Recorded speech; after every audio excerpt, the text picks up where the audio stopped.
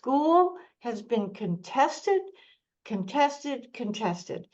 particularly around, again, just on mixing bodies, much less making everyone feel in terms of self-development and their view of others, for that to have this core of common humanity. So let's imagine that you infused the educational system, K to 12, preschool to 12th grade with this.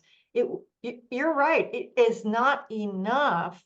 That is again why Brown is radical, because it means the whole, you have to take on the whole system. You cannot, and so it has to start, that has to be done comprehensively. And that may seem like, oh my God, we can't do that. Well, no, we can, because right now we are keeping this system in place, particularly if we put Brown like, oh, that was back then, that was back then, and now we're now, and it only meant this much, and we did that, so now we're going, and so what we're talking about is an absolute contradiction to the position that the current majority of the Supreme Court has taken about race and our society.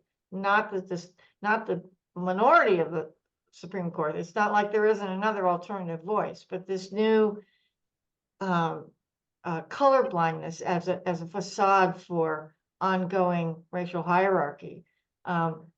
It to me is ignoring that what needs to happen is not just, it needs to be so comprehensive, but there has to be a vision. And so I think Margaret and I hope that we have given that vision.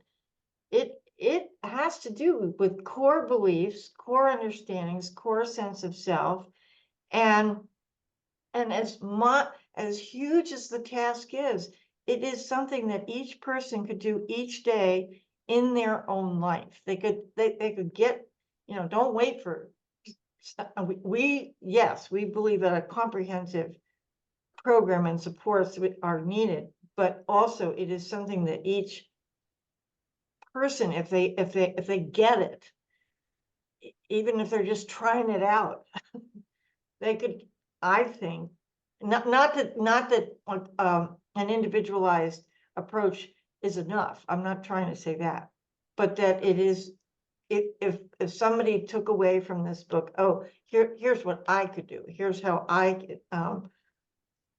can engage, that would be phenomenal too.